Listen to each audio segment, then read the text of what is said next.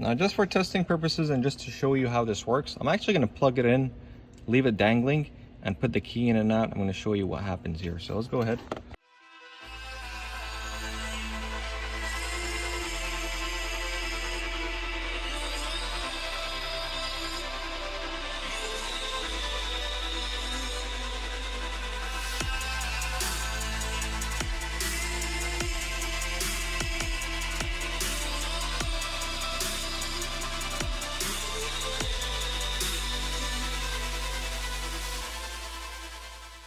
What's up guys, welcome back to another video. Today we're going to be working on something different. This is not an RB26, this is not a 2JZ. This is a Mercedes C300 2013. Now these have a lot of common issues on them, and I'm going to share one of the common issues today with you.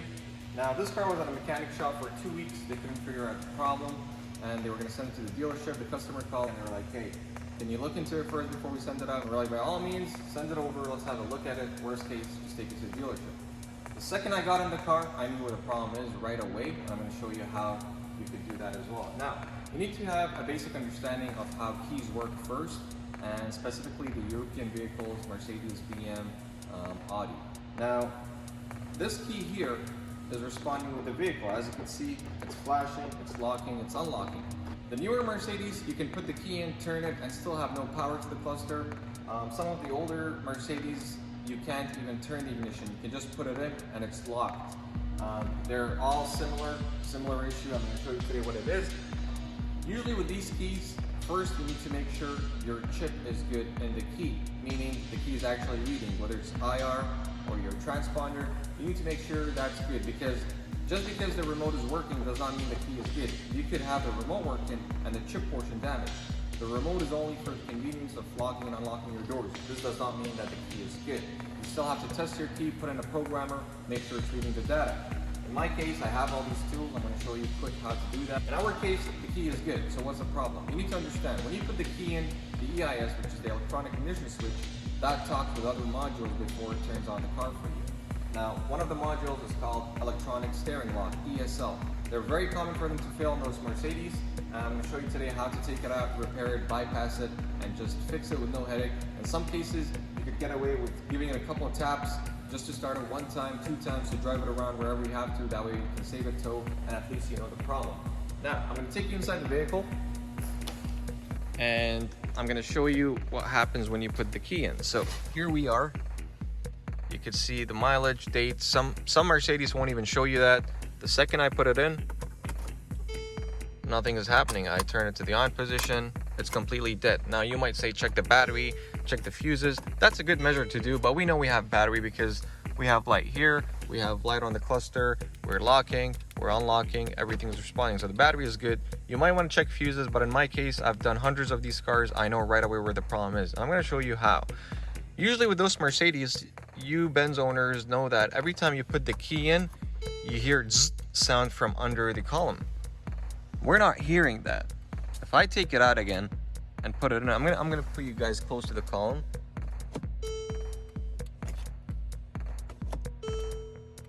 Do you hear that slight ticking sound? That's a bad electronic steering lock. If that's bad, it's not releasing, it's not giving you a green light, the car is dead. Without that, the car will not start, will not turn on. So, how do I know it's a bad steering lock?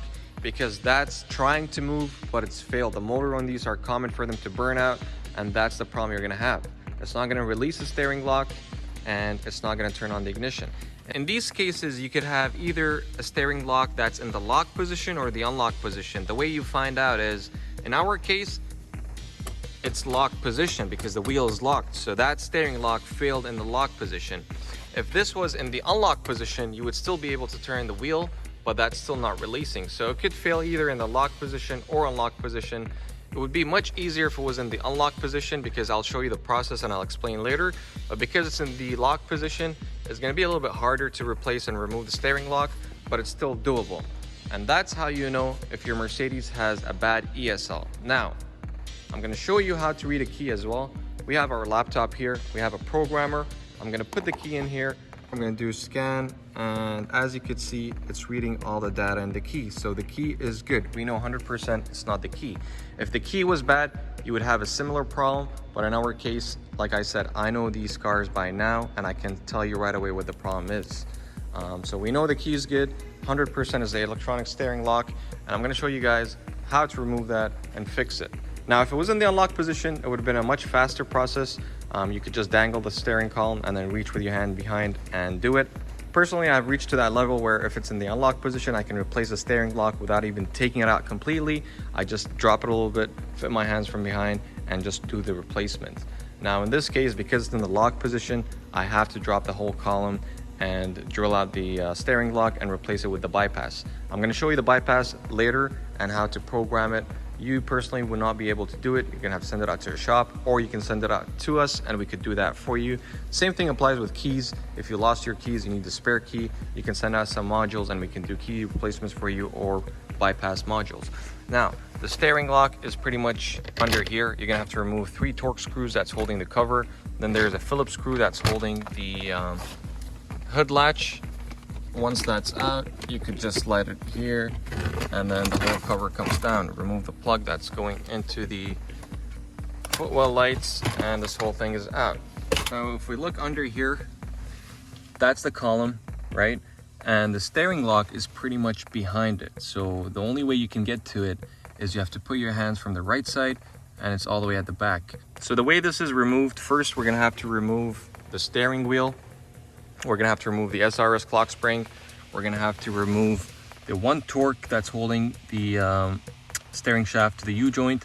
And then there is 4 Torques that's holding the whole column to the metal bracket up. So we're gonna go ahead first. What I could do in my case, now, in a lot of cases, what you could do is you could actually get a hammer and start tapping on the column, or even hold your wheel and just do this. That way it tries hitting the motor a little bit, and that might give out and start at least 1 or 2 times. Because if I can get it in the unlock position, it's going to be a much easier process to replace that steering lock. But because it's in the lock position, it's going to be much harder. I'm going to have to remove the wheel, drop the whole column, and physically take it out of the vehicle. If I can get it to the unlock position, I could get this job done in about 15 to 20 minutes without the programming, which shouldn't take too long. So what you want to do is get a hammer, go from behind, and just tap the steering wheel a few times as you're trying to put the key in and out. At some point, if there is still life left in that motor, it should open up 1 or 2 times. You can still drive the vehicle or do what you got to do. In some cases, you could even do that as a test if you don't have any tools to check your key or anything. Just literally hold your wheel, bang it like that, and keep trying to put your key in and out, or just take a hammer and go in, tap the column a few times, and see if that works. In some cases, if the motor is completely dead, that's not going to work. It still has to be removed. But again, the main important thing is that clicking sound that you hear down there, that's not normal. That's a failed electronic steering lock. So let's go ahead. I'm going to try tapping it, see if that's going to work, and we'll take it from there. Just to show you that this worked, I tapped it a few times right now, and look at that. I get power, I can start the car, and it's like nothing happened. Now here's a problem. If I turn that key off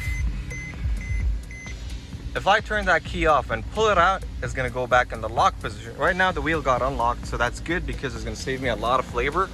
So what I could do in this case is I could either just turn off the key and not pull it out, or risk it for the biscuit. So the only reason I'm gonna pull it out is because I want you guys to hear that sound that I was talking about to know if your ESL is good or not. So let's go ahead. I'm gonna put you guys down so you hear what I'm talking about. You hear that sound over there? I'm gonna try putting the key in. There you go.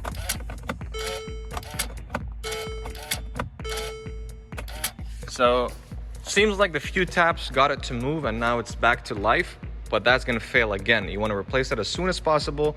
But that's a good thing because now you can drive your vehicle around, you can move it around, you 100% know where your problem is. You don't have to pay diagnostic fees, you know, take it to the dealership or have shops just charge you hundreds of dollars and not figure out the problem. You could just figure out the problem yourself, and we did it right there. So we know where the problem is right now. I'm gonna pretty much put the key in, have the steering lock released. I'm gonna drop the column a little bit. I'm gonna show you how to do that and replace everything. So let's go ahead and do that. I'm going to try showing you where the bolt is. So there is one that goes all the way there. That one there, I don't know if you can see. Let me try focusing. That one there. You're gonna have to squeeze your hand or use a squiggly. There's another one somewhere here, which again you'll access from bottom, and then two at the rear. So I'm gonna show you how I usually do this. I'm gonna put you guys here. I'm gonna put my socket in there.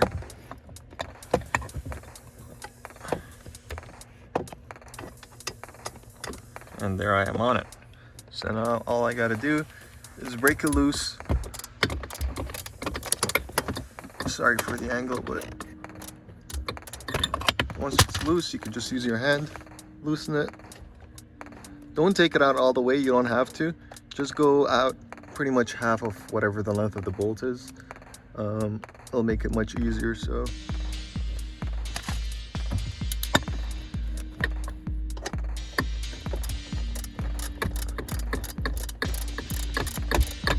All right, so that's enough. All right, so the other one is right here, as you can see. We're gonna crack that open.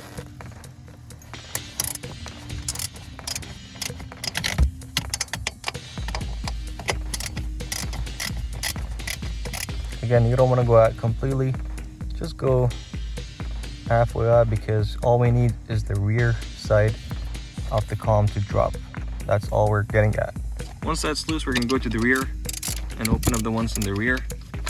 Now the rear ones, you can take them out completely. It's not an issue. Especially if you're doing this by yourself, you want to make sure you don't have to remove it completely, because aligning it is going to be a little bit of pain. It's not impossible. I've done it before myself, but you want to try minimizing your efforts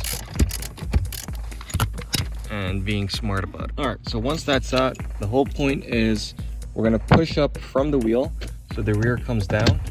And I'm going to take you guys to the back now and show you what the steering lock looks like. Now, if you look there, I don't know if the camera is pointing at it, but I'm assuming it is. That's the steering lock there. We're going to go ahead first, pull the plug, disconnect the connector going into the ESL. Once we do that, it should be easy. All you got to do is put your hands there with your other hands, push on the wheel so you have some room, and I can feel the connector already, and it's out. The steering lock is out. Now, this is the tricky part. You're gonna get a number 12 or a 13 socket. You're gonna have to put it here, loosen the nut that's holding the steering lock stud. And again, the reason I said why it's easier in the unlock position is because if it was in the lock position. All right, now what we're gonna do is we're gonna get a number 13 socket, deep socket. We're gonna go all the way back. And once I take out the module, you're gonna understand what I'm doing. But just remember the process here. So I need my other hand. I'm gonna put you guys on for a second. So I'm on it now. I'm opening up the nut that holds the stud, the ESL stud, which I'll explain once I take out the module. Okay, so the nut is that. Next, what I'm going to do is I'm going to get an Allen key, and I'm going to try pushing on the stud to release the ESL and have it come out. I know this doesn't make sense so far, but I'm going to explain once I take out the steering lock. And there we have it.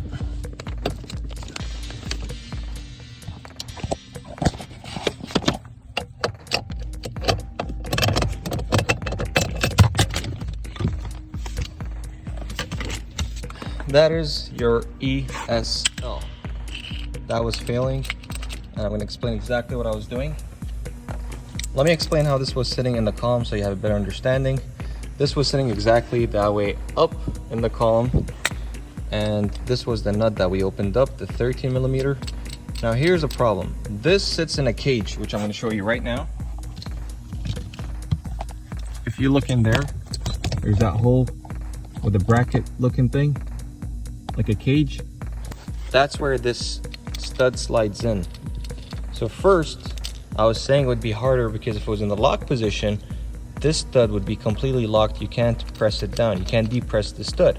So if this failed in the lock position, you can't do anything except for removing the whole column and having to cut this off so you can slide it up from the cage. Basically, the cage or the metal bracket sits here, and then there's a hole, the studs go through it. Now, in our case, we got it to unlock, and that's why we opened up this nut so we can depress this pin or stud all the way in, slide it up, and drop it to the front like that. So again, this is sitting up, we open the nut, I use the Allen key to push this in all the way, lift up a little bit, and then I just dropped it like that. This is the part that fails. This is what locks your wheel. This comes down. Once the electronic activates, this metal bar comes out and locks your steering column. But right now, this is the unlock position. Hopefully this makes sense. What I'm gonna do right now is I'm gonna show you what the emulator looks like. We're gonna go ahead, program it, and we're gonna put it back and show you how everything works. Now, just for testing purposes and just to show you how this works, I'm actually gonna plug it in, leave it dangling, and put the key in and out. I'm gonna show you what happens here. So let's go ahead. I'll put you guys down here. We get this connector here, it's already dangled. That's connected, right? So now the key is in. The second I'm gonna pull it out, that's gonna lock. See that? And that's the sound that we were hearing. It was just clicking. When I put the key in, unlocks. Take it out, locks. Unlocks, locks, unlocks. I want to see if I can get it to fail again, just so you guys see what really happens. Well, I guess now it doesn't really want to fail. Probably the taps I gave it made it work. But anyways, if it was in the lock position and it failed, see, you can't push that pin down. It's locked, and that's why I said if it's in the lock position, the whole column has to come down. If it's not, you could then just push this down all the way and slide it out. So hopefully this makes sense to you. So what I'm gonna do next is I'm gonna pull out the key information. I need the file so I can save it on the emulator. I'll program the emulator, take out that steering lock, hide the emulator somewhere up, and you're good for life. That's lifetime warranted, the emulator, so we're not gonna use the steering lock anymore. The only downside to that is you're never gonna have your steering wheel lock again. I mean, would you rather have that module fail every time and pay $1,500, or you gotta just fix it for life and not worry about that? So yeah, I'll get the emulator now, we'll program it, and I'll show you where I'm gonna put the emulator once I'm done. We're back at the desk now. This piece here, right here, is pretty much the emulator. What we're gonna do right now is plug it and program it. I'm gonna do load data.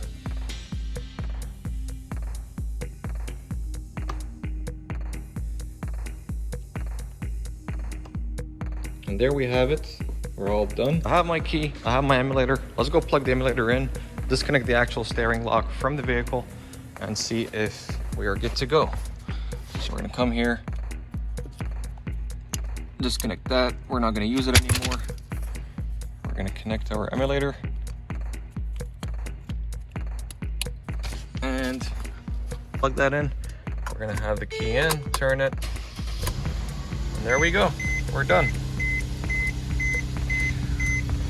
As you can see, that was straightforward.